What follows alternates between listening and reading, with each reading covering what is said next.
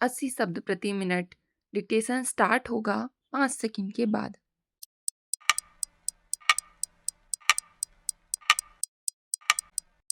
महोदय, ऐसा कहने के बाद भी मैं यह बात स्पष्ट करना चाहूँगी कि हम अपनी समस्याओं को हल करने के लिए अंतर्राष्ट्रीय समुदाय पर या जिन देशों से मैं होकर आई हूँ उन पर निर्भर नहीं कर सकते।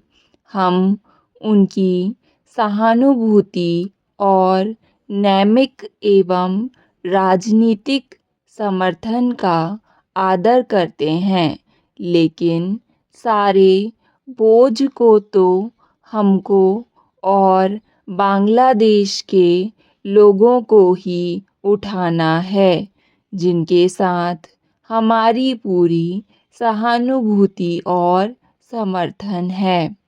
जहाँ तक हमारी सुरक्षा को खतरे का प्रश्न है, हमें अपनी स्वतंत्रता और भूमि की रक्षा के लिए अंतिम स्त्री पुरुष तक लड़ने के लिए तैयार रहना चाहिए और हम हैं भी। स्पष्ट है कि हम बांग्लादेश की सीमाओं से अपनी सेवाएं हटाने का जोखिम तब तक नहीं उठा सकते जब तक कि बांग्लादेश की स्थिति का संतोषजनक हल नहीं निकलता, क्योंकि वर्तमान स्थिति से हमारी सुरक्षा को बराबर खतरा है। बुद्धिमान लोगों की बुद्धिमानी और दूरदृष्टि से ऐसी समस्याओं के भी हल निकल आए हैं या उनके हल के लिए कदम उठाए गए हैं। जिन समस्याओं का शुरू में कोई हल सूझता ही नहीं था, जैसे कि यूरोप, संयुक्त राज्य अमेरिका और चीन की बीच की समस्या, किंतु इन सब बातों से हम में किसी भी प्रकार की ढिलाई या व्यर्थ की आशाएं नहीं पनपनी चाहिए। यूरोप में बातचीत द्वारा समस्याओं के हल की संभावना दिखाई दे रही है, जो स्वागत योग्य है, और हम आशा करते हैं कि इससे उस महाद्वीप में टिकाऊ सुरक्षा आएगी। इससे एशिया और संसार के दूसरे भागों पर भी स्थायी प्रभाव पड़ेगा। यह भी अनुभूति है कि राजनीतिक वार्तालाप के साथ बहिर्मुखी आर्थिक नीतियां भी रहनी चाहिए, विशेषकर विकासशील संसार के बारे में। उन देशों के साथ द्विपक्षीय संबंधों पर भी चर्चा हुई। इसके प्रति भी सहानुभूतिपूर्ण रवैया देखने में आया। बेल्जियम, फ्रांस और जर्मन संघीय गणराज्य ने यह समझा है कि यूरोपीय आर्थिक समुदाय और भारत के बीच संबंधों के बारे में अधिक उदार दृष्टि लेकर विचार होना चाहिए। औद्योगिक, प्रौद्योगिक एवं वैज्ञानिक क्षेत्रों में सहयोग की अब नई संभावनाएं दिखाई देती हैं। संक्षेप में ये विचार हैं जो मैं माननीय सदस्यों को बताना चाहती हूँ। मैं जानबूझकर भिन्न भिन्न देशों के नेताओं का व्यक्तिगत रूप से नाम नहीं ले रही हूँ, क्योंकि वे सभी भारत के साथ पूरी सहानुभूति, मित्रता और सद्भाव रखते हैं। महोदय, केंद्रीय समाज कल्याण बोर्ड का अध्यक्ष पद संभालने के बाद समाज से सीधे नियमित संवाद बनाने की चाहत पनपी। बोर्ड की तरफ से कुछ देकर बृहत समाज से कुछ पाते रहने की प्रतिमाह समाज में पसरी विसंगतियों में से एक को चुनकर देखने, परखने व सबके सहयोग से परखते रहने की।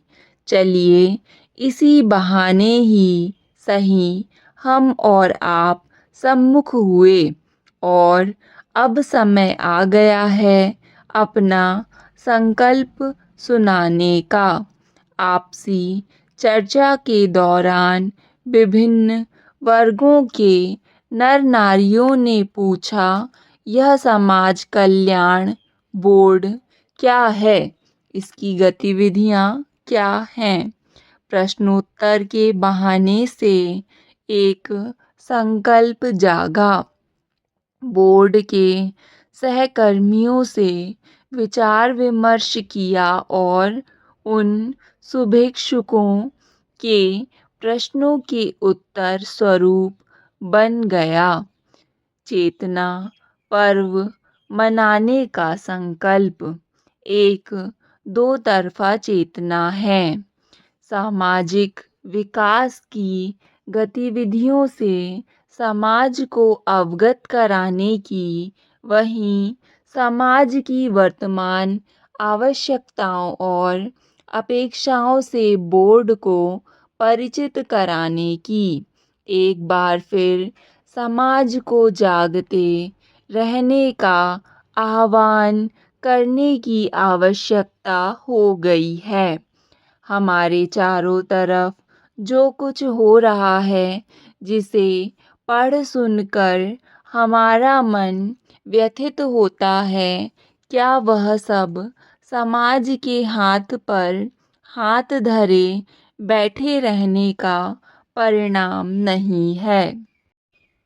यदि समाज सावधान रहे तो क्या बालिकाओं की अशिक्षा, महिलाओं पर उत्पीड़न, वृद्धों का अनादर, बच्चों की अवहेलना और भी बहुत कुछ रोका नहीं जा सकता है। समय रहते ही संभला जा सकता है। इसलिए समय आ गया है कि अब एक बार हम पुनः अपनी बस्ती के सबसे ऊंचे स्थान से समाज के सभी वर्गों के लोगों की आवश्यकताओं का ध्यान रखते हुए उनका कुछ कल्याण करें और सौभाग्यवश इसी बहाने से ही पिछले माह दिल्ली के कुछ स्वैच्छिक संगठनों द्वारा निकाली चेतना यात्रा को समर्थन और सहयोग देकर बोर्ड ने अपना संदेश समाज के एक हिस्से में पहुंचाकर अपनी ओर से पहल कर दी। इस पहल के तहत ही बोर्ड ने इस संकल्प को पोस्टरों पर अंकित कर समाज में प्रचारित किया। संयोगवश इन्हीं दिनों महिलाओं पर बढ़ते उत्पीड़न के विरुद्ध जन जागरण के लिए संस्थाओं द्वारा विभिन्न कार्यक्रम आयोजित किए जा रहे हैं। सच तो यह है कि नारी जो समाज की धुरी है, उसकी समस्याएं केवल नारी की समस्याएं नहीं हैं। वे समस्याएं हैं उन सब की जिनकी वह धुरी है, अर्थात नारी समस्या संपूर्ण समाज की समस्या है। महोदय, चेतना मानव की एक स्वाभाविक प्रवृत्ति है। यह प्रवृत्ति सामाजिक दबावों से निर्मित और विकसित होती है। यह अपने समय और समाज को जानने समझने से परख होती है। स्थितियाँ और परिवेश इसका निरंतर परिष्कार करते हैं। अपनी चेतना के द्वारा व्यक्ति अपने समय और समाज को भी प्रभावित करता है। इतना ही नहीं, कभी-कभी व्यक्ति अपनी चेतना के द्वारा समूचे समाज को अपने अनुसरण के लिए बाध्य करता है। विभिन्न समूहों के गठन के द्वारा सामूहिक चेतना का विकास करता है। सामूहिक चेतना का विकास मानव की सामाजिक प्रगति का आधार है। जहाँ-जहाँ सामूहिक चेतना का प्रसार हुआ, वहाँ-वहाँ मनुष्य ने प्रगति के नए आयाम विकसित किए, समता और संपन्नता का मार्ग प्रशस्त किया। इतना ही नहीं, अपनी चेतना के द्वारा सारी सामाजिक संरचना को प्रभावित किया, जिससे एक नया इतिहास बना।